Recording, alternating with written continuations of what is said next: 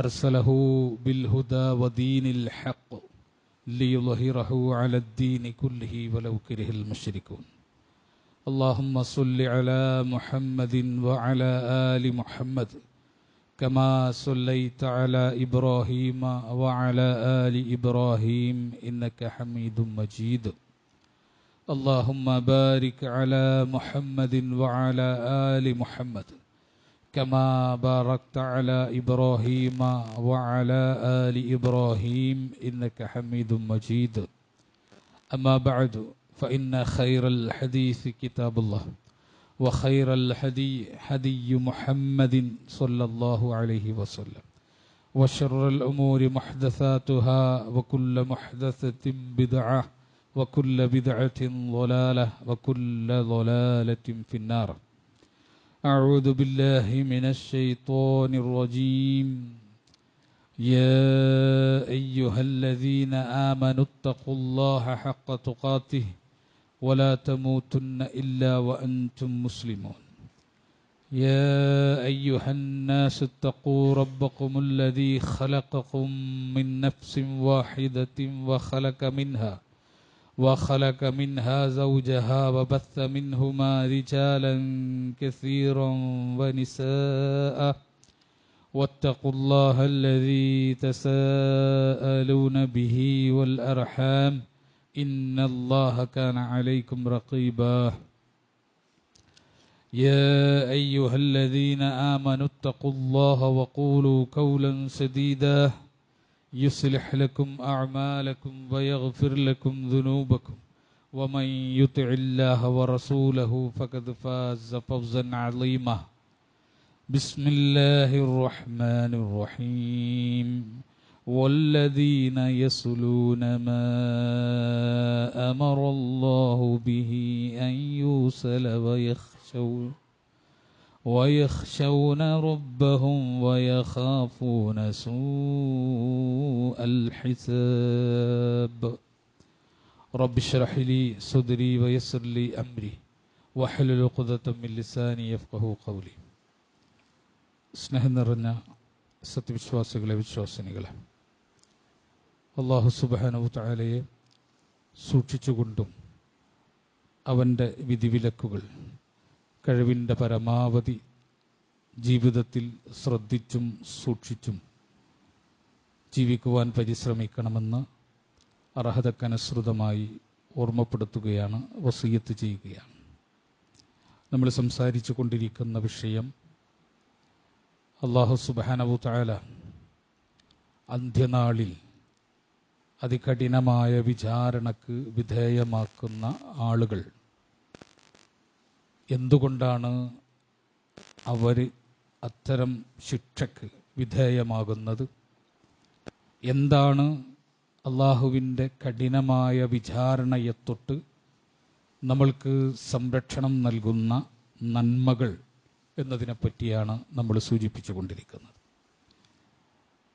അതിനു മുമ്പ് ഒരു പ്രത്യേക കാര്യം സൂചിപ്പിക്കാനുള്ളത്, പള്ളിയിലേക്ക് കടന്നു വരുന്ന പല ആളുകളും നമ്മളിവിടെ ഒന്ന് സഫുകൾ അറേഞ്ച് ചെയ്തിരിക്കാത്തത് കൊണ്ട് അവർ മുകളിലേക്ക് പോവുകയും നമസ്കാരം തുടങ്ങുന്ന സമയത്ത് ഇവിടെ കുറേ ആളുകൾക്ക് ഇരിക്കാനും നിൽക്കാനും ഒക്കെയുള്ള സൗകര്യം രൂപപ്പെടുകയും ചെയ്യും. അപ്പോൾ ആദ്യമേ തന്നെ എല്ലാവരും ഒന്ന് സഫുകളിലേക്ക് സഫായിരിക്കാൻ പരിശ്രമിക്കാം. ഖുതുബക്ക് ഇരിക്കുന്നതും സഫായിക്കൊണ്ട് തന്നെ ഇരിക്കണം, ചേർന്നിരിക്കണം. ഏതെങ്കിലും കാരണവശാൽ ആരോഗ്യകരമായ എന്തെങ്കിലും ബുദ്ധിമുട്ടുള്ള ആളുകൾക്ക് അള്ളാഹു ഉദ്ർ കൊടുക്കും എന്നതല്ലാതെ ബാക്കി എല്ലാവരും മുന്നിലേക്ക് സൊഫിലേക്ക് കടന്നിരിക്കുക. നമ്മൾ സൊഫിൽ നമസ്കരിക്കാൻ നിൽക്കുന്നത് പോലെ പരമാവധി ചേർന്നുകൊണ്ടിരിക്കുകയും ചെയ്യുക. വലിയ വിശാലതകൾ സ്വീകരിക്കുന്ന ഇരുത്തമാണ് പലപ്പോഴും ആളുകൾക്ക് മറ്റുള്ളവർക്ക് സൗകര്യം ഇല്ലാതിരിക്കാൻ കാരണം. അങ്ങനെ സൗകര്യം ചെയ്തിട്ടിരിക്കുക. അത് ഇപ്പോഴും മാത്രമല്ല, എവിടെ ഖുതുബക്കിരിക്കുമ്പോഴും ആദ്യത്തെ സൊഫുകൾ ശരിയാക്കി പരമാവധി നമ്മൾ ആ സൊഫുകളിൽ ആളുകൾ ഇരുന്നതിന് ശേഷം അടുത്ത സൊഫിലേക്ക് ആളുകൾ കടന്നിരുന്ന് അങ്ങനെ സൊഫ് ക്രമീകരിച്ചു പോയാൽ കുറേ ആളുകൾക്ക് ആദ്യത്തെ സഫുകളിൽ നമസ്കരിക്കാനുള്ള സൗകര്യം നമ്മൾ ചെയ്തു കൊടുത്തതിൻ്റെ പ്രതിഫലം നെയ്യത്തോടെ നമ്മൾ ചെയ്താൽ നമുക്ക് കിട്ടും എന്ന് സൂചിപ്പിക്കുകയാണ്. നമ്മൾ പറഞ്ഞു വന്നിരുന്നത് 2-3 കാര്യങ്ങൾ നമ്മൾ സൂചിപ്പിച്ചു. അള്ളാഹുവിൻ്റെ ഹിസാബ്, കഠിനമായ വിചാരണ, സൂഅൽ ഹിസാബ്. ആ കഠിനമായ വിചാരണയിൽ നിന്ന് നമ്മളെ സംരക്ഷിക്കുന്ന കാര്യങ്ങൾ അള്ളാഹു നമ്മളെ പഠിപ്പിച്ചു. ഒന്ന് പ്രാർത്ഥനയാണ്. നിരന്തരം പ്രാർത്ഥിക്കണം ആ ഹിസാബിൽ നിന്ന് രക്ഷ ലഭിക്കുന്നതിന് വേണ്ടി. രണ്ടാമത്തേത്, ശിർക്കിൽ നിന്ന് വിമുക്തമായ ജീവിതമുണ്ടായിരിക്കണം. ശിർക്കിൻ്റെ ഒരു ലാഞ്ചനയോ സ്പർശനമോ ഗന്ധമോ നമ്മുടെ ജീവിതത്തിൽ ഉണ്ടാവരുത്. അത്രക്കും മുവഹിദായ ഒരു മനുഷ്യനായി ജീവിക്കുക എന്നത് ഏറ്റവും പ്രധാനപ്പെട്ട ലക്ഷ്യമായി സ്വീകരിച്ചുകൊണ്ട് മുന്നോട്ട് പോവുക. മൂന്നാമത്തേത്, കരാറുകൾ പാലിക്കുക, വാഗ്ദാനങ്ങൾ പാലിക്കുക. നമുക്ക് സമൂഹവുമായി, രാജ്യവുമായി, വ്യക്തിയുമായി ഒക്കെ കരാറുകളുണ്ട്. അള്ളാഹുവുമായിട്ട് കരാറുകളുണ്ട്. അതൊക്കെ തന്നെ പരമാവധി പാലിക്കുകയും പൂർത്തീകരിക്കുകയും ചെയ്യുന്ന ആളുകൾക്ക് കഠിനമായ വിചാരണ നേരിടേണ്ടി വരില്ല. അക്കൂട്ടത്തിൽ 4-മതായിട്ട് അള്ളാഹു സുബ്ഹാനഹു തആല എണ്ണിപ്പറഞ്ഞ കാര്യമാണ് ആമുഖമായി ഞാൻ ഓതിവെച്ച ആയത്ത് വിശദീകരിച്ചത്. വല്ലദീന യസ്ലൂന മാ അമറല്ലാഹു ബിഹി അൻ യൂസല. വല്ലദീന, അവർ യാതൊരു കൂട്ടരാണ്, യസ്ലൂന, അവർ എന്ത് ചെയ്യുന്നു? ചേർക്കുന്നു. മാ അമറല്ലാഹു ബിഹി അൻ യൂസല, അല്ലാഹ് അവരോട് ചേർക്കാൻ പറഞ്ഞതിനെ, ചേർക്കാൻ കൽപ്പിച്ചതിനെ അവരെന്ത് ചെയ്യുന്നു? ചേർക്കുന്നു. വയഖ്ശൗന റബ്ബഹും, അവരുടെ റബ്ബിനെ അവർ ഭയപ്പെടുന്നു. വയഖാഫൂന സൂഅൽ ഹിസാബ്, കഠിനമായ വിചാരണയെ അവർ പേടിക്കുകയും ചെയ്യുന്നു. ഈ 3 കാര്യങ്ങളാണ് അള്ളാഹു നമ്മളെ ഈ ആയത്തിലൂടെ സൂഅൽ ഹിസാബിൽ നിന്ന് രക്ഷപ്പെടുന്ന ആളുകളുടെ ക്വാളിറ്റി ആയിട്ട് നമ്മളെ പഠിപ്പിച്ചു. ഒന്നാമത്തേത്, വല്ലദീന യസ്ലൂന മാ അമറല്ലാഹു ബിഹി അൻ യൂസൽ. അള്ളാഹ് ചേർക്കാൻ പറഞ്ഞ കുറേ ബന്ധങ്ങളുണ്ട് നമുക്ക്. നമ്മുടെ ജീവിതത്തിൽ ഉടനീളം അങ്ങനെ കുറേ ബന്ധങ്ങളുണ്ട്. അതിൽ ഒന്നാമത്തെ പരമപ്രധാനമായ കാര്യം കുടുംബ ബന്ധമാണ്. അതിന് പുറമെയും ബന്ധങ്ങളുണ്ട്, അയൽപക്ക ബന്ധങ്ങളുണ്ട്, അള്ളാഹ് ചേർക്കാൻ പറഞ്ഞതാ. ഗുരു ശിഷ്യ ബന്ധങ്ങളുണ്ട്, അള്ളാഹ് ചേർക്കാൻ പറഞ്ഞതാ. നേതാവും അനുയായിയും തമ്മിലുള്ള ബന്ധമുണ്ട്, അള്ളാഹ് ചേർക്കാൻ പറഞ്ഞതാ. സാമൂഹികമായിട്ടുള്ള ബന്ധമുണ്ട്, അള്ളാഹ് ചേർക്കാൻ പറഞ്ഞതാ. അങ്ങനെ അള്ളാഹ് ചേർക്കാൻ പറഞ്ഞ എല്ലാ ബന്ധങ്ങളും വല്ലദീന യസ്ലൂന മാ അമറല്ലാഹു ബിഹി അൻ യൂസല, അള്ളാഹ് ചേർക്കാൻ പറഞ്ഞ ബന്ധങ്ങളെല്ലാം ചേർക്കുന്നവർ എന്ന് പറഞ്ഞതിൽ ഈ എല്ലാ ബന്ധങ്ങളും പെടും എന്നാണ് മുഫസ്സിറുകൾ വ്യക്തമാക്കുന്നത്. പക്ഷെ അതിൽ ഏറ്റവും സ്പെഷ്യലായി, ഏറ്റവും പ്രധാനപ്പെട്ടതായിട്ട് പരിഗണിക്കുന്നത് കുടുംബ ബന്ധമാണ്. കുടുംബ ബന്ധം ചേർക്കുക എന്നത് അങ്ങേയറ്റത്തെ പ്രാധാന്യത്തോടു കൂടി ഇസ്ലാം കണിശമായ നിയമനിർദ്ദേശങ്ങൾ നൽകി പഠിപ്പിച്ചിട്ടുള്ള കാര്യമാണ്. അല്ലാഹു സുബ്ഹാനഹു വ തആല ഒരു വ്യക്തി ശുദ്ധീകരിക്കുന്നത് കഴിഞ്ഞാൽ പിന്നെ ഏറ്റവും കൂടുതൽ സംസാരിച്ചിട്ടുള്ളത്, ഖുർആനും ഹദീസും ഏറ്റവും അധികം സംസാരിച്ചിട്ടുള്ളത് കുടുംബ ബന്ധവുമായി ബന്ധപ്പെട്ടിട്ടുള്ള അള്ളാഹുവിന്റെ നിയമങ്ങളാണ്. അപ്പൊ എന്താണ് കുടുംബ ബന്ധം? ഇമാം റാഗിബ് കുടുംബ ബന്ധത്തെ പറ്റി പറഞ്ഞത് വൽ മുറാദു ബിർ റഹിമി, കുടുംബ ബന്ധം കൊണ്ട് ഉദ്ദേശിക്കുന്നത് അൽ അഖ്രിബാഉ ഫി ത്വറഫൈ അർറജ്ലി വൽ മർഅതി മിൻ നാഹിയത്തിൽ അബി വൽ ഉമ്മ. ഒരു മനുഷ്യന്റെ അല്ലെങ്കിൽ ഒരു സ്ത്രീയുടെ വാപ്പ വഴിക്കോ ഉമ്മ വഴിക്കോ വരുന്ന അടുത്ത ബന്ധുക്കളെയാണ് കുടുംബം എന്നതുകൊണ്ട് വിവക്ഷിക്കുന്നത്. അതിന്റെ മുറാദ് അതാണ്, അതുകൊണ്ടുള്ള ഉദ്ദേശത. അപ്പൊ എന്റെ വാപ്പ വഴിക്കോ എന്റെ ഉമ്മ വഴിക്കോ എനിക്ക് വന്നു ചേരുന്ന ബന്ധങ്ങളെല്ലാം എന്റെ കുടുംബ ബന്ധമാണ്. ഇനി ആ കുടുംബ ബന്ധം ചേർക്കാന്ന് പറഞ്ഞാൽ എന്താ? അദ്ദേഹം തുടരുകയാണ്, വമഅനാ സിലത്തി റഹിം, കുടുംബ ബന്ധം ചേർക്കുക എന്ന് പറഞ്ഞാൽ അതിന്റെ അർത്ഥം എന്താ? അൽ ഇഹ്സാനു ഇലാ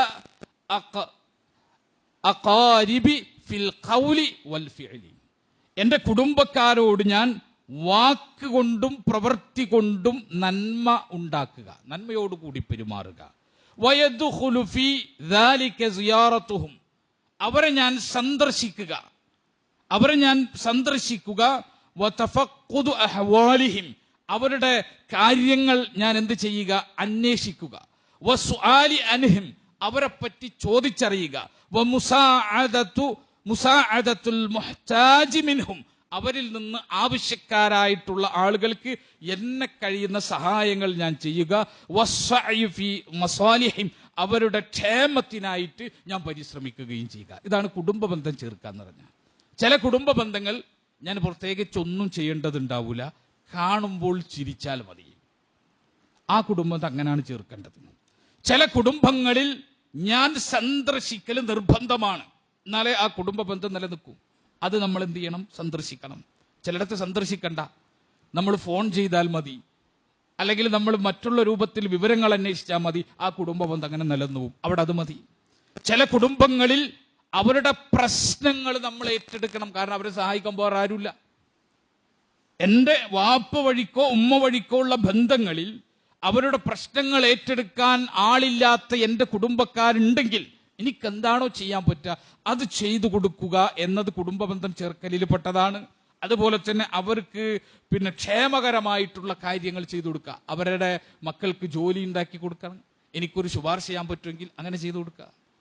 അവരുടെ ആളുകൾക്ക് എന്തെങ്കിലുമൊക്കെ നന്മയുണ്ടാകുന്ന പ്രവൃത്തി എൻ്റെ ഒരു വാക്കുകൊണ്ടോ പ്രവർത്തനം കൊണ്ടോ പരിശ്രമം കൊണ്ടോ ഒക്കെ നടക്കുമെങ്കിൽ അതൊക്കെ നടത്തി കൊടുക്കുക എന്നതാണ് കുടുംബ ബന്ധം ചേർക്കുക എന്ന് പറഞ്ഞാൽ. അപ്പൊ അങ്ങനെ ചേർത്താൽ അല്ലാഹു സുബ്ഹാനഹു വ തആല നമുക്ക് നൽകുന്ന ശ്രേഷ്ഠതകളും പുണ്യങ്ങളും. ഒന്നാമതായിട്ട് നമ്മൾ മനസ്സിലാക്കുക, ഇങ്ങനെ കുടുംബ ബന്ധം ചേർക്കുക എന്നത് ഈമാനിനോട് ബന്ധിപ്പിച്ചിട്ടാണ് ഇസ്ലാം പഠിപ്പിച്ചിട്ടുള്ളത്. ഈമാനിന്റെ ഭാഗമാണ്. എന്റെ ഈ കുടുംബ ബന്ധങ്ങൾ ഞാൻ ചേർക്കുക എന്നത് ഈമാനിന്റെ ഭാഗമാണ്. റസൂലുള്ളാഹി സ്വല്ലല്ലാഹു അലൈഹി വസല്ലം പഠിപ്പിക്കാണ്, മൻ കാന യുഅ്മിനു ബില്ലാഹി വൽ യൗമിൽ ആഖിർ, ആരെങ്കിലും അല്ലാഹുവിലോ അന്ത്യദിനത്തിലോ വിശ്വസിക്കുന്നുണ്ടെങ്കിൽ ഫൽ യുക്രിം ളൈഫഹു, അവൻ അതിഥിയെ ആദരിക്കട്ടെ. വീട്ടിൽ വരുന്ന ഗസ്റ്റിനെ ആദരിക്കുക.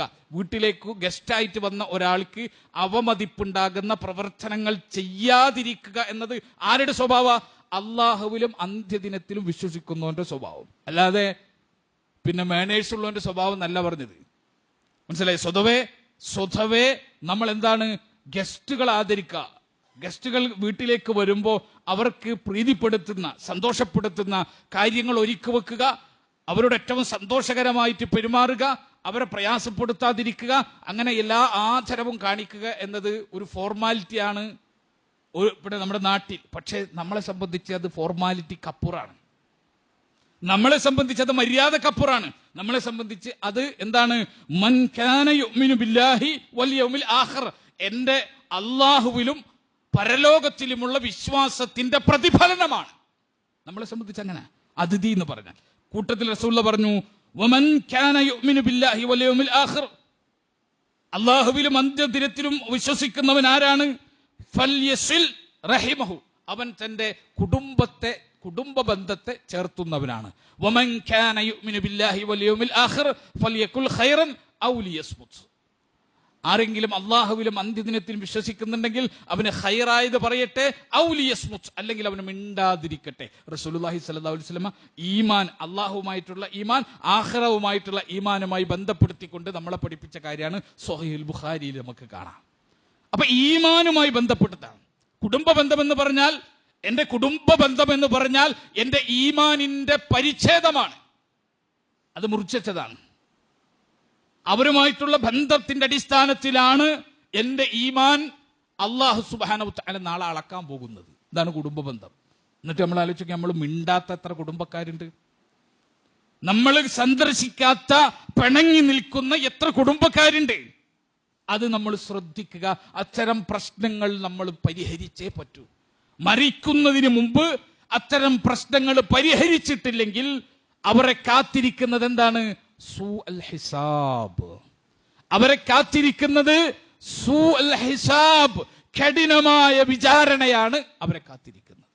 അപ്പൊ ഒരു വിശ്വാസി അവന്റെ കുടുംബ ബന്ധങ്ങളെ മുറിഞ്ഞു പോകാതെ, പരിക്ക് പറ്റാതെ, പോറലേൽക്കാതെ അവൻ സംരക്ഷിച്ച് നിലനിർത്തുക എന്നുള്ളത് അവന്റെ ഈമാനുമായി ചേർത്തിട്ട് അല്ല പറഞ്ഞതാ. ഇനി രണ്ടാമത്തത് നോക്കൂ.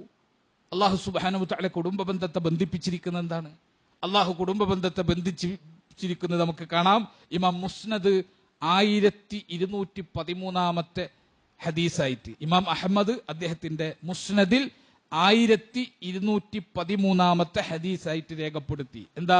മൻ സറഹു അൻ യുമദ്ദ ലഹു ഫീ ഉംരിഹി, ആരെങ്കിലും ദീർഘായുസ്സിനെ ആഗ്രഹിക്കുന്നുണ്ടെങ്കിൽ, നമ്മൾ പ്രത്യേകം ശ്രദ്ധിച്ചോ, ആരെങ്കിലും ദീർഘായുസ്സിനെ ആഗ്രഹിക്കുന്നുണ്ടെങ്കിൽ, ആയുസ്സിന് ദീർഘമായി കിട്ടണമെന്ന് ആഗ്രഹിക്കുന്നുണ്ടെങ്കിൽ, ഇനിയോ വയുവസ്സഅ ലഹു ഫീ റിസ്ഖിഹി, ആരെങ്കിലും വിശാലമായ റിസ്ഖ്, ഉപജീവനം വിശാലപ്പെടാൻ ആഗ്രഹിക്കുന്നുണ്ടെങ്കിൽ, രണ്ടാമത്തത്. ഇനി മൂന്നാമത്തതോ വയുദ്ഫഅ അൻഹു മീതത്തുസ്സൂ, ആരെങ്കിലും ചീത്ത മരണം അകറ്റപ്പെടണം എന്നാഗ്രഹിക്കുന്നുണ്ടെങ്കിൽ ഫൽയത്തഖില്ലാഹ വൽ യസിൽ റഹിമഹു, അവൻ എന്ത് ചെയ്യട്ടെ?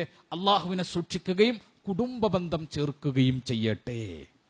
നമ്മൾ ആലോചിച്ചൊക്കെ, നമ്മള് ഉമ്മാന്റെ ഗർഭപാത്രത്തിലിരിക്കുമ്പോൾ 40-45 ദിവസത്തിന്റെ ഇടയിൽ മലക്ക് വരും. എന്നിട്ട് മലക്ക് രേഖപ്പെടുത്തിയത് കാര്യമാണ് ഉംറ്, നമ്മളെ ആയുസ്, റിസ്ഖ്, നമ്മളെ ഉപജീവനം മലക്ക് രേഖപ്പെടുത്തിയതാ. ആ റിസ്ഖിനെ പറ്റിയിട്ടും ഉംറിനെ പറ്റിയിട്ടും പറയാ, മൻ ശറഹു അൻ യുമദ്ദ ലഹു ഫീ ഉംരിഹി വയുവസ്സഅ ലഹു ഫീ റിസ്ഖിഹി, ആരെങ്കിലും റിസ്ഖ് ആരെങ്കിലും വിശാലപ്പെടണമെന്ന് ആഗ്രഹിക്കുകയാണെങ്കിൽ, ആയുസ് വർദ്ധിക്കണമെന്ന് ആഗ്രഹിക്കുകയാണെങ്കിൽ, ചീത്ത മരണം ഒഴിവാക്കപ്പെടണമെന്ന് ആരെങ്കിലും ആഗ്രഹിക്കുകയാണെങ്കിൽ അവരെന്ത് ചെയ്യട്ടെ? ഫൽയത്തഖില്ലാഹ വൽ യസിൽ റഹിമഹു, അവർ കുടുംബബന്ധം ചേർക്കട്ടെ, അള്ളാഹുവിനെ സൂക്ഷിക്കുകയും കുടുംബബന്ധം ചേർക്കുകയും ചെയ്യട്ടെ. 3 കാര്യവും എപ്പോഴും തീരുമാനിച്ചതാ. നമ്മളെങ്ങനെ മരിക്കും? ഗർഭപാത്രത്തിൽ വെച്ച് തീരുമാനിച്ചു. മലക്കെഴുതി. നമുക്കെന്ത് റിസ്ക് ഉണ്ടാകും? മലക്കെഴുതി. നമുക്ക് എത്ര ആയുസ് ഉണ്ടാകും? മലക്കെഴുതി. ആ കാര്യം വർദ്ധിക്കാനും വിശാലത കിട്ടാനും നല്ല മരണം കിട്ടാനും ഒക്കെ ആഗ്രഹിക്കുന്നുണ്ടെങ്കിൽ കുടുംബബന്ധം ചേർക്കട്ടെ. ആളുകൾക്ക് ഒരു കൺഫ്യൂഷൻ തോന്നും, ഇതെങ്ങനെ ഇപ്പൊ സംഭവിക്കാം? ഒരിക്കൽ മലക്കെഴുതിയതല്ലേ, പിന്നെ എങ്ങനെ ഇത് അധികരിക്കാം? അള്ളാന്റെ ഖളാഇനെ പറ്റിയിട്ട്, അള്ളാഹുവിന്റെ ഖളാഇനെയും ഖദറിനെയും പറ്റിയിട്ട് നമുക്ക് പൂർണ്ണമായി മനസ്സിലാക്കാൻ പറ്റാത്തത് കൊണ്ടുള്ള പ്രശ്നമാണ്. അതൊരിക്കലും നമുക്ക് സമ്പൂർണ്ണമായിട്ട് മനസ്സിലാക്കാൻ പറ്റൂല. പക്ഷെ നമ്മൾ മനസ്സിലാക്കേണ്ട ഒരു കാര്യം എന്താണെന്നറിയോ? അള്ളാഹു സുബ്ഹാനഹു തആല ഒരു കാര്യം നമ്മൾ പ്രവർത്തിച്ചാൽ അതിന് ഇന്ന പ്രതിഫലം, മറ്റൊരു കാര്യം പ്രവർത്തിച്ചാൽ അതിന് ഇന്ന പ്രതിഫലം എന്ന് അള്ളാഹ് 2 രൂപത്തിലാണ് അവന്റെ ഖദർ നിശ്ചയിച്ചിട്ടുള്ളത്. ഉദാഹരണത്തിന്, ഞാൻ എൻ്റെ കുടുംബ ബന്ധം ചേർത്താൽ എന്തുണ്ടാകും? എനിക്ക് ദീർഘായുസ് ഉണ്ടാകും. അള്ളാന്റെ ഖദറ. ഞാൻ എൻ്റെ കുടുംബ ബന്ധം ചേർത്തിട്ടില്ലെങ്കിൽ എനിക്ക് ദീർഘായുസ് ഉണ്ടാവില്ല. അള്ളാന്റെ ഖദറ. രണ്ടും ഖദറ. ഞാൻ ഇതെങ്ങനെ ചെയ്യുന്നു എന്ന് അള്ളാഹുവിന് മുൻകൂട്ടി അറിയാം. ഞാൻ ഇതിലേത് തെരഞ്ഞെടുക്കുമെന്നറിയാം. അതുകൊണ്ടാണ് അവൻ ആ ഖദർ മലക്ക് അവിടെ രേഖപ്പെടുത്തുന്നത്. പക്ഷെ എനിക്ക് 2 രൂപത്തിലും പ്രവർത്തിക്കാനുള്ള സ്വാതന്ത്ര്യം അള്ളാഹ് നൽകിയിട്ടുണ്ട്. ആ സ്വാതന്ത്ര്യം അനുസരിച്ച് ഞാൻ എന്ത് ചെയ്യുക? എൻ്റെ കുടുംബ ബന്ധങ്ങൾ ചേർക്കുക. എൻ്റെ കുടുംബ ബന്ധം ചേർക്കുമ്പോൾ എനിക്ക് അള്ളാഹു ദീർഘായുസ് നൽകും. എനിക്ക് ഉപജീവനത്തിൽ വിശാലത ഉണ്ടാവും. അല്ലേ? നമ്മൾ കുടുംബ ബന്ധങ്ങൾ നമ്മൾ സംരക്ഷിച്ചാൽ അള്ളാഹു പറയാ, എന്താ ഉണ്ടാവണം? നിങ്ങൾക്ക് നിങ്ങളുടെ റിസ്ഖിന്, നിങ്ങളെ കച്ചവടത്തിൽ ബർക്കത്തുണ്ടാവും. നിങ്ങളെ ഉപജീവന മാർഗം എന്താണോ അത് നിങ്ങൾക്ക് ബർക്കത്തുള്ളതായി അനുഭവപ്പെടും. എന്തുണ്ടെങ്കിൽ നിങ്ങളെ കുടുംബ ബന്ധങ്ങൾ നിങ്ങൾ ചേർത്താൽ. പിന്നെയോ ചീത്ത മരണത്തിൽ നിന്ന് നിങ്ങൾക്ക് പ്രൊട്ടക്ഷൻ ലഭിക്കും. ചീത്തയായ മരണത്തിൽ നിന്ന് പ്രൊട്ടക്ഷൻ ലഭിക്കും. ഇതെന്തുകൊണ്ടാ? കുടുംബ ബന്ധം ചേർക്കുന്നുണ്ട്. അപ്പൊ കുടുംബ ബന്ധം ചേർക്കുന്നതിന്റെ പ്രധാനപ്പെട്ട കാര്യങ്ങൾ അള്ളാഹു സുബ്ഹാനഹു തആല നമ്മളെ പഠിപ്പിക്കുക. ഇതാണ് നമുക്ക് ലഭിക്കുന്ന ഗുണം. ഇനി അടുത്തതോ, 3ാമത്തെ ഗുണം എന്താ കുടുംബ ബന്ധത്തിന്റെ? ആയിഷ ബീബി പറയാ, അർറഹിമു മുഅല്ലഖതും ബിൽ അർശ്. അർറഹിമു, കുടുംബ ബന്ധം എന്നുള്ളത് മുഅല്ലഖതും ബിൽ അർശ്, അത് അർശുമായി ബന്ധിക്കപ്പെട്ടതാണ്. തഖൂലു, അത് പറയുന്നു, മൻ വസലനി വസലഹുല്ലാഹ് വമൻ ഖതഅനി ഖതഅഹുല്ലാഹ്. ഇമാം മുസ്ലിം ഉദ്ധരിച്ച ഹദീസ. കുടുംബ ബന്ധം പറയുന്നു. എന്ത് പറയുന്നു? മൻ വസലനി, ആര് എന്നെ ഞാനുമായിട്ടുള്ള ബന്ധം ചേർത്തുവോ, വസലഹുല്ലാഹ്, അവനുമായിട്ടുള്ള ബന്ധം അല്ലാഹ് ചേർത്തു. വമൻ ഖതഅനി, ആര് ഞാനുമായിട്ടുള്ള ബന്ധം മുറിച്ചു കളഞ്ഞുവോ, ഖതഅഹുല്ലാഹ്, അവനുമായിട്ടുള്ള ബന്ധം അല്ലാഹ് മുറിച്ചു കളഞ്ഞു. അതാ മൂന്നാമത്തത്. ഞാൻ എൻ്റെ കുടുംബ ബന്ധം ചേർക്കുമ്പോൾ അല്ലാഹ് എന്നോടുള്ള ബന്ധം ചേർക്കും. ഞാൻ എൻ്റെ കുടുംബ ബന്ധം മുറിക്കുമ്പോൾ ഞാനുമായിട്ടുള്ള ബന്ധം അല്ലാഹ് മുറിക്കും. ആലോചിച്ചൊക്കെ ചെറുതല്ല. കുടുംബ ബന്ധത്തെ ചെറുതായി കാണാൻ പറ്റില്ല.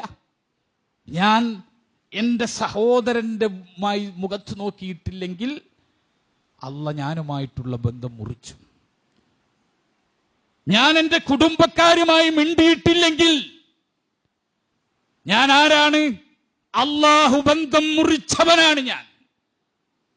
ഞാൻ എൻ്റെ വീട്ടിലെ പ്രധാനപ്പെട്ട കാര്യങ്ങളിൽ നിന്ന് രക്തബന്ധമുള്ള എൻ്റെ ബന്ധുക്കളിൽ പിണങ്ങിയ ആളുകളെ ഞാൻ വിരുന്ന് വിളിച്ചിട്ടില്ലെങ്കിൽ ഞാൻ ആരാണ്?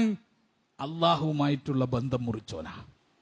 അള്ളാഹുമായിട്ട് ബന്ധം മുറിച്ചോന് അവന്റെ ഒരു അമലിന്റെ, അവൻ ചെയ്ത ഒരു അമലിന്റെ പ്രതിഫലം അള്ളാഹുവിനോട് അവന് ചോദിക്കാൻ പറ്റുമോ?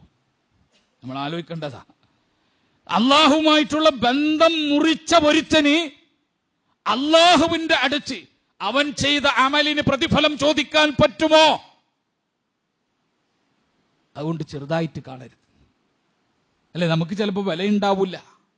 എന്തെല്ലാം കാര്യത്തിനാണ് ചില ആളുകളൊക്കെ ഇപ്പൊ കുടുംബബന്ധം മുറിച്ചടക്കണ. എന്തറിയോ? ഇപ്പൊ കുടുംബബന്ധം മുറിച്ചടക്കണത് സംഘടന പറഞ്ഞിട്ടാ, സുന്നി മുജാഹിദും പറഞ്ഞിട്ടാ, അല്ലെങ്കിൽ മുജാഹിദുകളിലെ പൊളർപ്പുകൾ പറഞ്ഞിട്ടാ, അല്ലെങ്കിൽ സംഘടനാ വ്യത്യാസങ്ങൾ പറഞ്ഞിട്ടാ കുടുംബബന്ധം മുറിച്ചിരിക്കുന്നത്.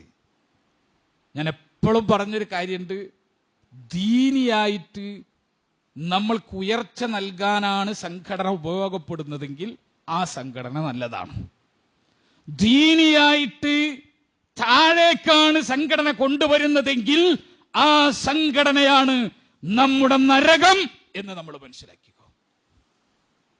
ഈ ബോധമില്ലാത്ത സംഘടനകളിൽ കയറരുത്.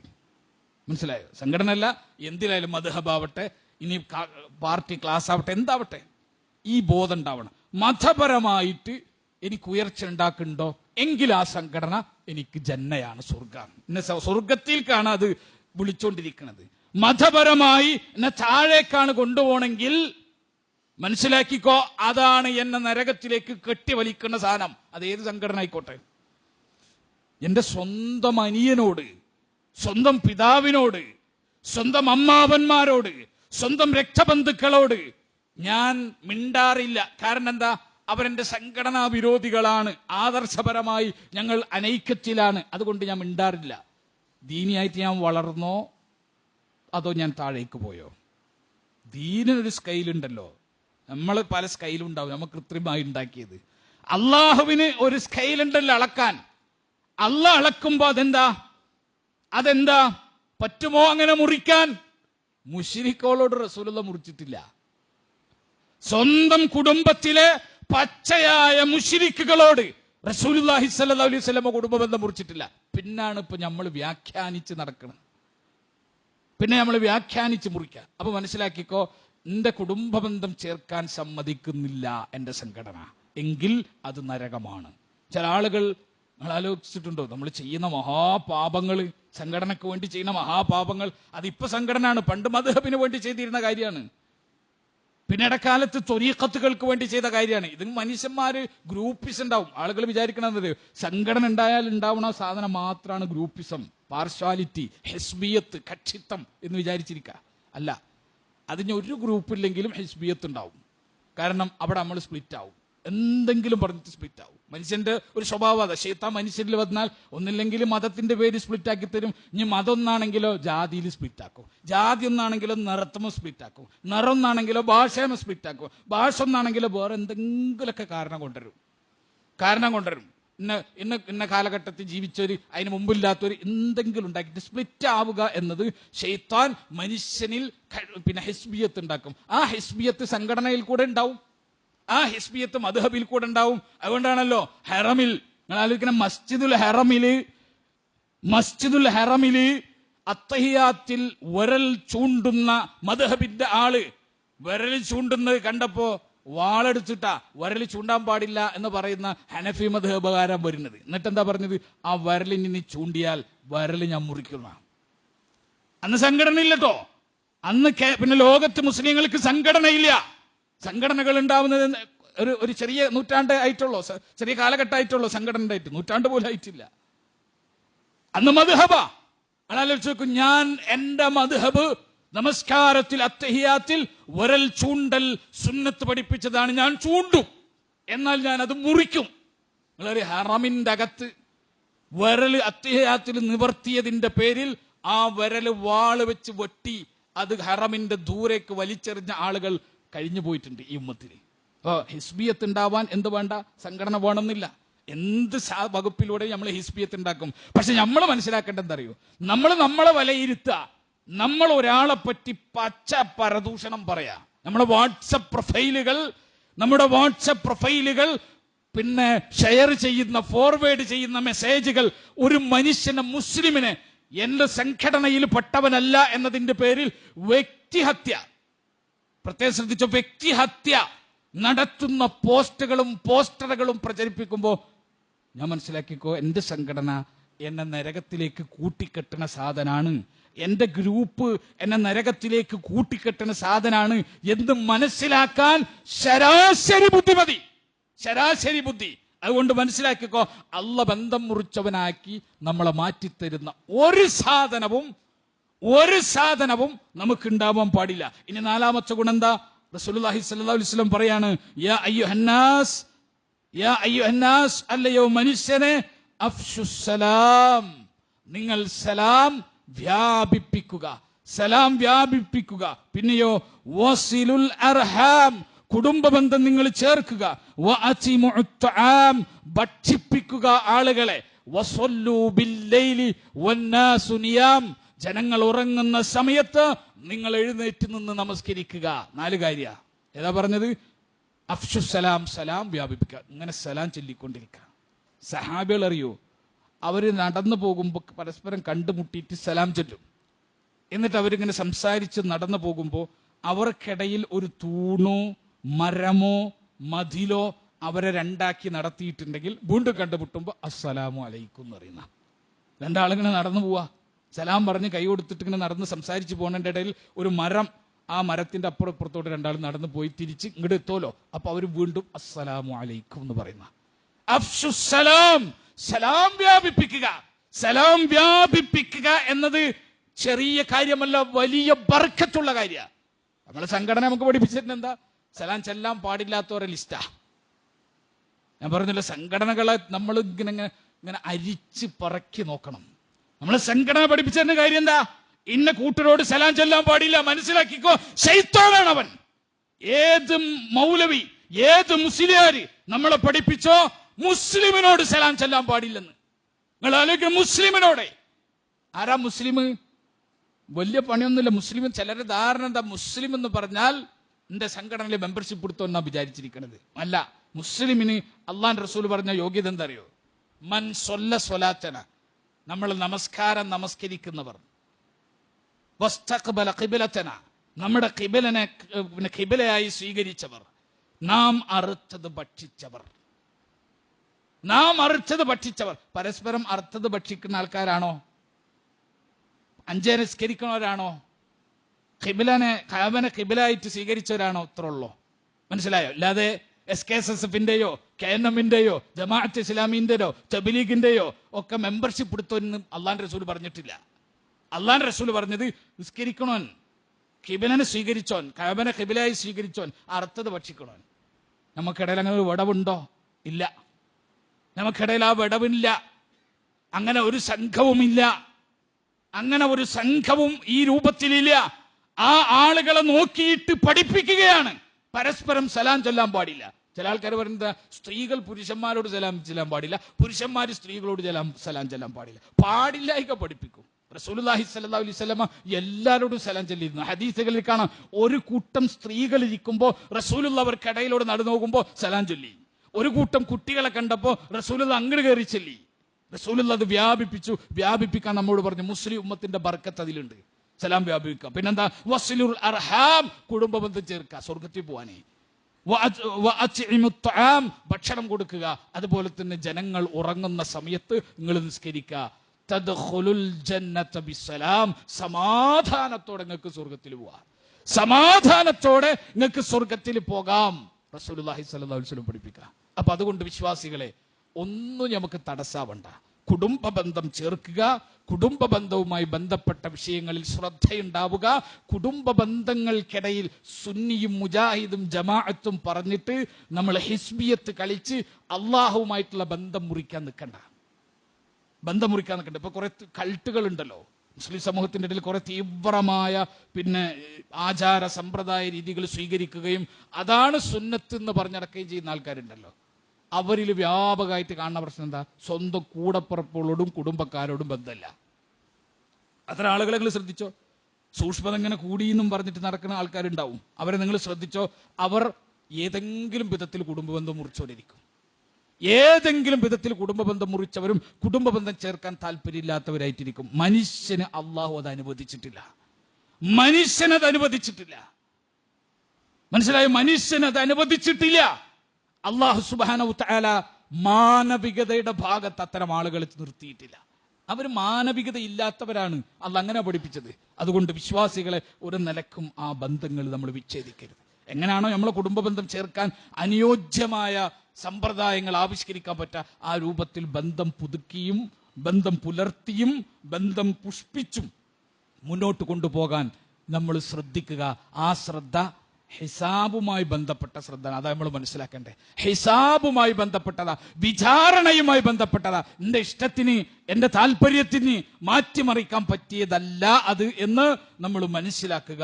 അള്ളാഹു സുബ്ഹാനഹു വതആല അള്ളാഹുവും റസൂലും ഉദ്ദേശിച്ച രൂപത്തിൽ കുടുംബ ബന്ധങ്ങൾ ചേർക്കുന്ന വിശ്വാസികളിൽ നമ്മളെ ഉൾപ്പെടുത്തി അനുഗ്രഹിക്കുമാറാകട്ടെ. കുടുംബ ബന്ധങ്ങൾ വിച്ഛേദിക്കുന്നതിന് ന്യായങ്ങൾ കണ്ടെത്തുന്ന ശൈത്താന്റെ പക്ഷത്ത് നിന്ന് മാറി നിൽക്കാനുള്ള ഈമാൻ അള്ളാഹു നമുക്ക് നൽകി അനുഗ്രഹിക്കുമാറാകട്ടെ.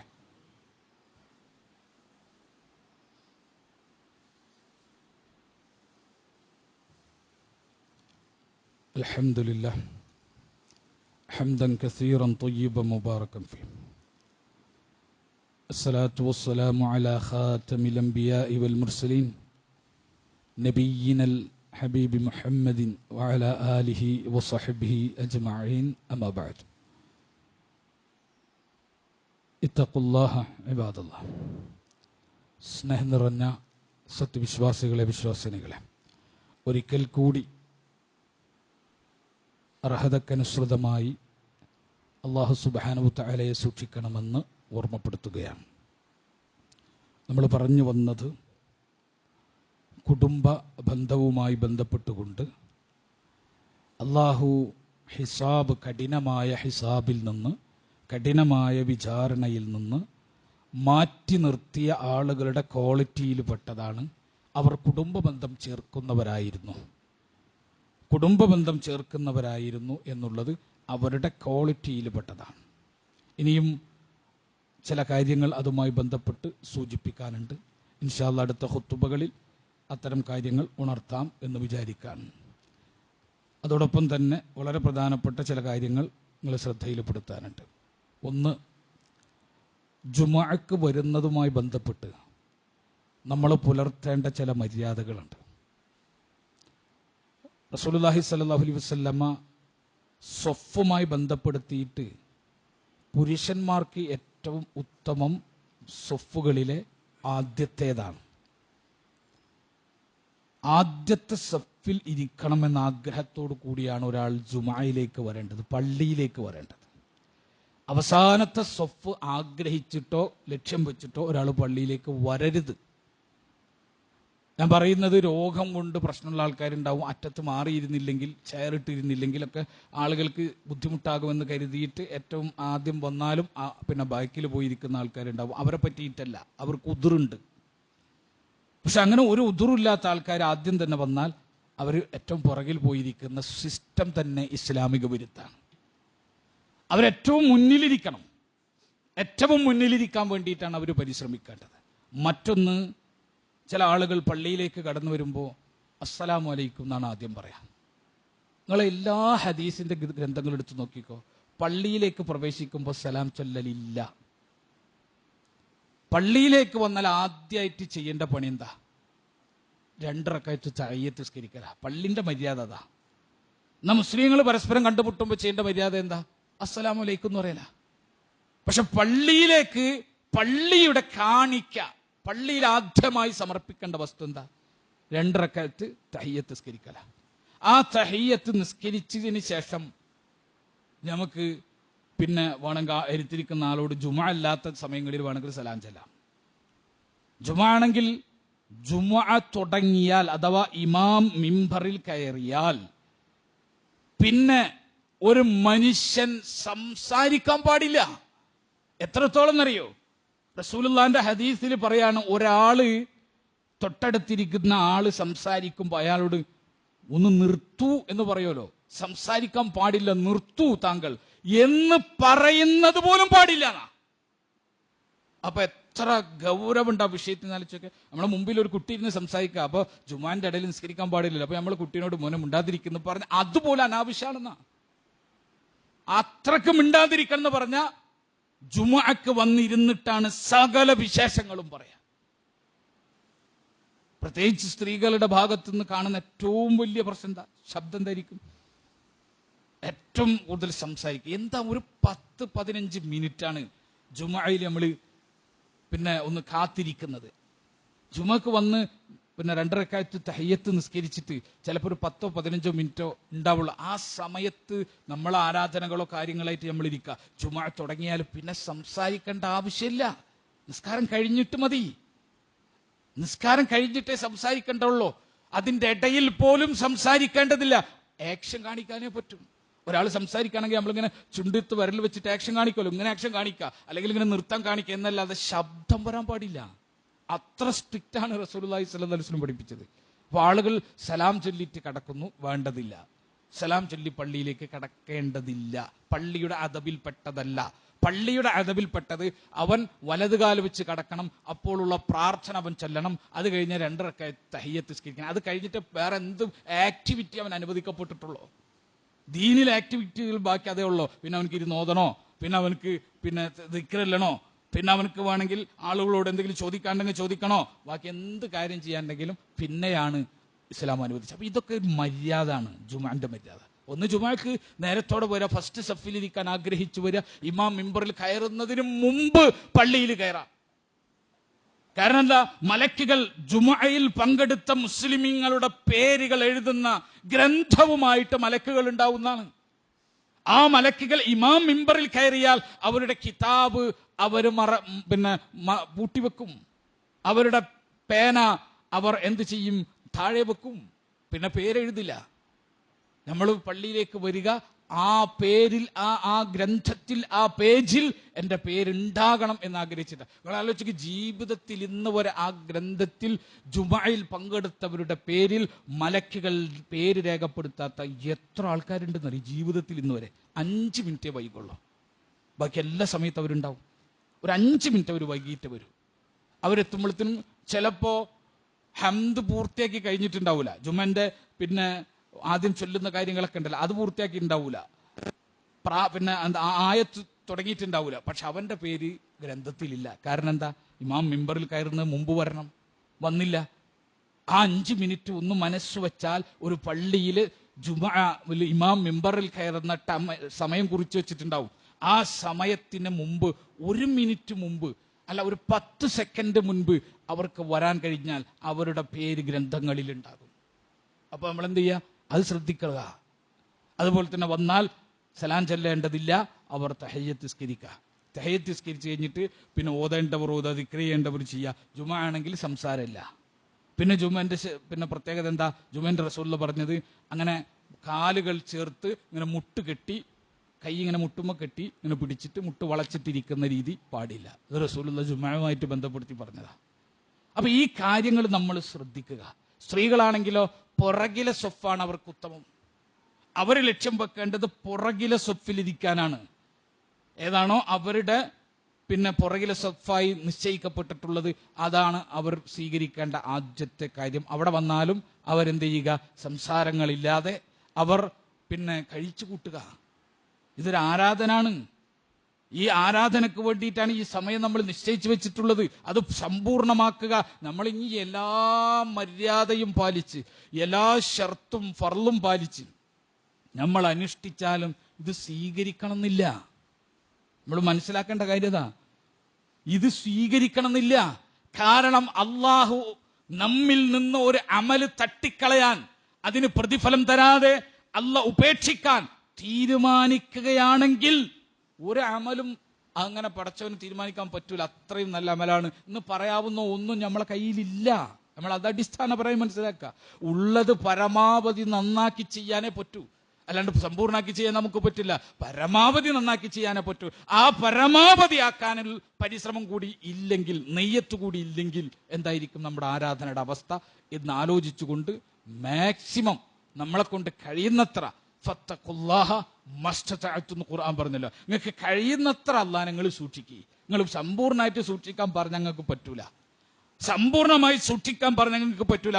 ഫത്തഖുല്ലാഹ മസ്തതഅ്തും, നിങ്ങൾക്ക് കഴിയുന്നത്ര പരിശ്രമിക്കുക പടച്ചവനെ സൂക്ഷിക്കാൻ. ആ ഒരു ബോധവോടും കൂടി നമ്മൾ അള്ളാഹുവിനെ ആരാധിക്കുക. റബ്ബ് സുബ്ഹാനഹു തആല സ്വീകരിക്കുമാറാകട്ടെ. നമ്മിൽ നിന്ന് വന്നുപോയ തെറ്റുകളും കുറ്റങ്ങളും പാപങ്ങളും ഒന്നൊഴിയാതെ റബ്ബ് പുറത്തു മാപ്പാക്കി തരുമാറാകട്ടെ. സഹോദരങ്ങളെ, ഫലസ്തീനിൽ ഇപ്പോഴും നമ്മുടെ സഹോദരങ്ങൾ ഏറ്റവും മാനവിക വിരുദ്ധമായ, ഏറ്റവും മനുഷ്യത്വരഹിതമായ, മൃഗീയമായ അല്ലെങ്കിൽ പൈശാചികമായിട്ടുള്ള ആക്രമണങ്ങൾക്ക് വിധേയമായി കൊണ്ടിരിക്കുകയാണ്. ലോകത്ത് എല്ലാവരും തെറ്റാണെന്ന് പറയുന്നു, ലോകത്ത് എല്ലാവരും മാനവിക വിരുദ്ധമാണെന്ന് പറയുന്നു. പക്ഷെ തടുക്കാനും തടയാനും ആളില്ല. അതിങ്ങനെ സംഭവിച്ചു കൊണ്ടിരിക്കുകയാണ്. നമുക്കാണെങ്കിൽ അവർക്ക് വേണ്ടി ഒന്നും ചെയ്യാൻ പറ്റാത്ത അവസ്ഥയാണ്. ദുആ ചെയ്യൽ മാത്രമേ നമ്മളെ കൊണ്ട് നടക്കൂ. അതോടൊപ്പം തന്നെ നിങ്ങൾക്കറിയാം, ഈ അക്രമത്തിൽ പങ്കെടുക്കുന്ന ആളുകൾക്ക് നമ്മൾ സാമ്പത്തികമായി നേട്ടമുണ്ടാക്കി കൊടുക്കാതിരിക്കാനും നമ്മൾ ശ്രദ്ധിക്കാം. ലോകത്തെ ഏറ്റവും വലിയ സമരമുറകളിലൊന്നായി മാറിക്കൊണ്ടിരിക്കുകയാണ്. ഏറ്റവും വലിയ സമരമുറകളിൽ ഏറ്റവും മികച്ച സമരമുറകളായി മാറിക്കൊണ്ടിരിക്കുകയാണ് ഓരോ രാജ്യങ്ങളുടെയും, അക്രമികളായ രാജ്യങ്ങളുടെ ഉൽപ്പന്നങ്ങൾ ബഹിഷ്കരിക്കുക എന്നുള്ളത്. നമ്മളെ കൊണ്ട് നടക്കണാണ്. നമ്മൾ ചെയ്തിട്ട് എന്താ കാര്യം എന്ന് വിചാരിച്ചാൽ 100 ആൾ ആ വിചാരയിലാണ് ഇരിക്കുന്നത്. ആ 100 1000 1000 10,000 ലക്ഷമാകും. നമ്മൾ ഒരാൾ വിചാരിക്കാണ്, ഞാൻ ഇനി എൻ്റെ ജീവിതത്തിൽ നിരന്തരമായി ഒഴിച്ചുകൂടാൻ പറ്റാത്ത അവസ്ഥയിലല്ലാതെ ഇവരുടെ ഉൽപ്പന്നങ്ങൾ ഞാൻ ഉപയോഗിക്കില്ല. ചിലത് നമുക്ക് മാറ്റിവെക്കാൻ പറ്റില്ല, ചിലത് മെഡിസിനാണ്. അവരെ മാത്രം ഇറക്കണ മെഡിസിൻ ഉണ്ടാവും. നമ്മൾ ആ മെഡിസിൻ ഉപയോഗിച്ചിട്ടില്ലെങ്കിൽ നമുക്ക് രോഗങ്ങൾ ഉണ്ടാകും. അത്തരം കാര്യങ്ങൾ നമുക്ക് നിവൃത്തിയില്ല. പകരമില്ലാത്തതിന് നമുക്ക് നിവൃത്തിയില്ല. അത് നിർബന്ധമായി നമുക്ക് ആവശ്യമുള്ള ഘടകമാകുമ്പോൾ. പക്ഷേ പകരം ഇവിടെ പലതുമുണ്ട്.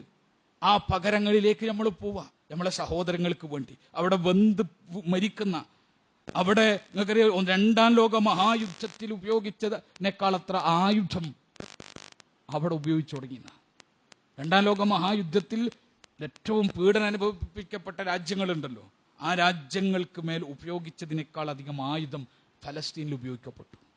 അവിടെ മനുഷ്യന് മേൽ ഇട്ട ആയുധങ്ങളുടെ വ്യാപ്തി, മനുഷ്യനെ ഒരുമിച്ച് കടന്ന മനുഷ്യര് വെന്ത് ഉരുകി ഒട്ടിയിട്ട് ആ മയ്യത്തുകളെ രണ്ടിനെയും വേർപ്പെടുത്താൻ പറ്റാത്ത വിധത്തിൽ അവ ഉരുകി ഒന്നായി പോകുന്ന രൂപത്തിൽ ആക്രമണം നടക്കുക. കുട്ടികളും സ്ത്രീകളും മരണപ്പെടാം. 50,000 അടുത്തേക്ക് ഒഫീഷ്യൽ കണക്കെത്തിയിരിക്കുന്നു. 50,000 ആളുകളുടെ അടുത്തേക്ക് ഒഫീഷ്യൽ കണക്കെത്തിയിരിക്കുന്നു. അൺഒഫീഷ്യലി നമുക്കറിയാം അതിൻ്റെ ഒരു 2 ഇരട്ടിയെങ്കിലും ഉണ്ടാവും. ഏകദേശം 1,50,000 അടുത്ത് ആളുകൾ മരണപ്പെട്ടു തുടങ്ങി എന്ന് ഒഫീഷ്യൽ കണക്ക് പറഞ്ഞ ഏറ്റവും വലിയ നരനാരായിട്ട് നടക്കുക. ആ സമയത്ത് അവരുപയോഗിച്ച സോഫ്റ്റ് ഡ്രിങ്ക്സ് ആണ് നമുക്ക് ദാഹം മാറ്റാൻ. വേറെ എത്ര എണ്ണമുണ്ട് അവരുടെ ഉൽപ്പന്നമായ ചോക്ലേറ്റുകൾ. ഞാൻ പറയുന്നത് മെഡിസിൻ പോലല്ലല്ലോ ഇതൊന്നും. നമുക്ക് അത്യാവശ്യവുമില്ല. ഇനി അത്യാവശ്യമാണെന്ന് വിചാരിക്കൂ, പകരമുണ്ട്. നമ്മൾ വ്യാപകമായിട്ട് മുസ്ലിങ്ങൾ തീരുമാനിക്കണം, മനുഷ്യർ മുഴുവൻ തീരുമാനിക്കണം. അമുസ്ലിമീങ്ങൾ തീരുമാനിച്ചിരിക്കുകയാണ്. ലോകത്ത് ജീവിച്ചുകൊണ്ടിരിക്കുന്ന അമുസ്ലിമീങ്ങൾ അവർ പലരും തീരുമാനമെടുത്തു, ഇസ്രായേലിന്റെയും അമേരിക്കയുടെയും ഉൽപ്പന്നങ്ങൾ ഞങ്ങൾ ഉപയോഗിക്കില്ല. അവരാ ലോകത്തിന് മുഴുവൻ ആ ഉൽപ്പന്നങ്ങളുടെ ലിസ്റ്റ് ഫോർവേഡ് ചെയ്തുകൊണ്ടിരിക്കുക, നിങ്ങൾ ഉപയോഗിക്കരുതെന്ന് പറഞ്ഞിട്ട്. എന്നിട്ട് നമുക്ക് രസിക്കാൻ വേണ്ടിയിട്ടാണ് കുടിക്കുന്നത്. അത് ഞാൻ പറയും, സോഫ്റ്റ് ഡ്രിങ്ക്സ് എന്നൊക്കെ പറഞ്ഞാൽ അത്യാവശ്യമൊന്നല്ല, ദാഹം മാറാനുമല്ല, രസിക്കാനാണ് ഉപയോഗിക്കുന്നത്. തെറ്റല്ല, ഹലാലാണ്, ഞാൻ ഹറാമാണെന്ന് പറയുന്നില്ല. പക്ഷേ ആ ആസ്വാദനം വഴി അവന്റെ പോക്കറ്റിലേക്ക് പണം പോയാൽ അത് എൻ്റെ സഹോദരന്മാരുടെ നെഞ്ചിലേക്ക് വീഴുന്ന ബോംബായിരിക്കും എന്ന് മനസ്സിലായിട്ട് ആ സോഫ്റ്റ് ഡ്രിങ്ക്സ് എങ്ങനെ നമ്മൾ ഉപയോഗിക്കും? മാറ്റിവെക്കാൻ പറ്റുന്നത് മാറ്റിവെക്കണം. എന്നിട്ട് നമ്മൾ പ്രാർത്ഥനയും ഈ പ്രതിഷേധവുമായിട്ട് നമ്മൾ മുന്നോട്ട് പോവുക. ഒരു ജനതയ്ക്ക് വേണ്ടി, അള്ളാഹുവിൽ വിശ്വസിച്ച ഒരു ജനതയെ, മുസ്ലിമായി എന്ന ഇതിന്റെ പേരിൽ ഒരു ജനതയെ കൊന്നുകളയുമ്പോൾ ഇത്രയെങ്കിലും നമുക്ക് ചെയ്യാൻ പറ്റണല്ലോ. റബ്ബ് സുബ്ഹാനഹു തആല സഹായിക്കുമാറാകട്ടെ. അവിടെ ദുരിതമനുഭവിക്കുന്ന നമ്മുടെ സഹോദരങ്ങൾക്ക് അള്ളാഹു സുബ്ഹാനഹു തആല ആശ്വാസവും സമാധാനവും സ്വാതന്ത്ര്യവും നൽകുമാറാകട്ടെ. അവിടെ മരണപ്പെട്ടു പോയിട്ടുള്ള നമ്മുടെ സഹോദരങ്ങൾക്ക് അള്ളാഹു ജന്നാത്തുൽ ഫിർദൗസ് നൽകുമാറാകട്ടെ. അവിടെ പരിക്കുകളും പ്രയാസങ്ങളും അനുഭവിച്ചിട്ടുള്ള നമ്മുടെ സഹോദരങ്ങൾക്ക് ജീവിതം അള്ളാഹു നൽകുമാറാകട്ടെ, അതിജീവനം അള്ളാഹു നൽകുമാറാകട്ടെ. റബ്ബ് സുബ്ഹാനഹു തആല അത്തരം ആപത്തുകളെ തൊട്ട്, പ്രയാസങ്ങളെ തൊട്ട്, ശത്രുക്കളുടെ ശർറുകളെ തൊട്ട് നമ്മളെയും നമ്മുടെ രാജ്യത്തെയും നമ്മുടെ കുടുംബത്തെയും നമ്മുടെ സന്താനങ്ങളെയും അള്ളാഹു കാത്തു സംരക്ഷിക്കുമാറാകട്ടെ. അറിഞ്ഞും അറിയാതെയും രഹസ്യമായും പരസ്യമായും നമ്മിൽ സംഭവിച്ചു പോയ എല്ലാ തെറ്റുകളും കുറ്റങ്ങളും ഒന്നൊഴിയാതെ റബ്ബ് നമുക്ക് പുറത്തു മാപ്പാക്കി തരുമാറാകട്ടെ. അവന്റെ ജന്നാത്തുൽ ഫിർദൗസിൽ കുടുംബത്തോടു കൂടി പ്രവേശിക്കുന്ന വിശ്വാസികളിൽ, ഭാഗ്യവാന്മാരിൽ അള്ളാഹു നാം ഏവരെയും ഉൾപ്പെടുത്തി അനുഗ്രഹിക്കുമാറാകട്ടെ. അല്ലാഹുമ്മ ഗഫിർ ലിൽ മുഅ്മിനീന വൽ മുഅ്മിനാത്ത് വൽ മുസ്ലിമീന വൽ മുസ്ലിമാത്ത് അൽ അഹ്യാഇ മിൻഹും വൽ അംവാത്ത് ഇന്നക മുജീബുദ് ദഅവാതി യാ ഖാദിയൽ ഹാജാത്ത്. റബ്ബനാ ലാ തുസിഗ് ഖുലൂബനാ ബഅദ ഇദ് ഹദൈതനാ വഹബ് لنا من لدنك رحمة إنك أنت الوهاب. ربنا آتنا في الدنيا حسنة وفي الآخرة حسنة وقنا عذاب النار. ربنا تقبل منا إنك أنت السميع العليم وتب علينا إنك أنت التواب الرحيم. آمين آمين آمين برحمتك يا أرحم